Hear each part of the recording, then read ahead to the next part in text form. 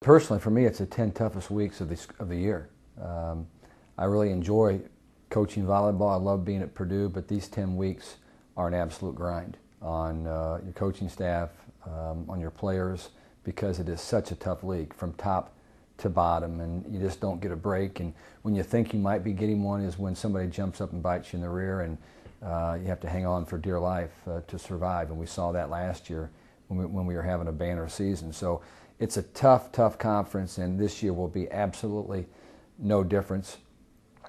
We saw last night the two premier teams in the league playing on the Big Ten Network when Nebraska visited Penn State, and no real surprises there. Both teams looked big and physical and talented, probably not in the form that either one of their coaches would like them to be as the season progresses, but yet still really good.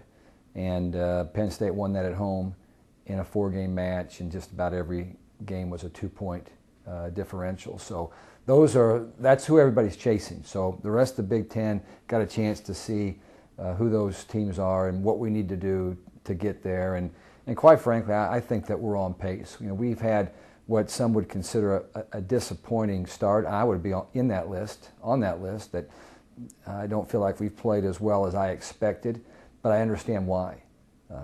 And you know, we've discussed a little bit of that before.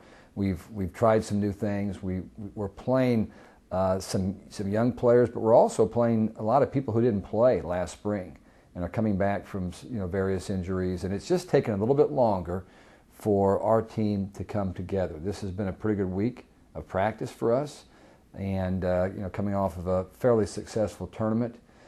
We went 3-0 last weekend, but we dropped 3 spots in the poll. So somewhere along the line, we're losing the respect of our voters out there in the coaches poll, because usually if you go 3-0, you don't lose ground the way we did. So good message to our team that we need to probably pick things up a little bit if we want to maintain any respect at all across the country. I think the last 2 or 3 days have been the most encouraging 2 or 3 days since the season actually started.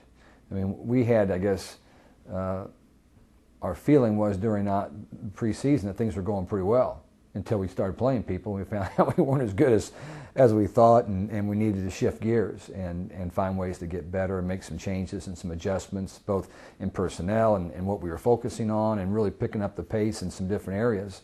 And I really believe that we may have found a lineup that is a good lineup that has some flexibility in how we can make some adjustments to that lineup.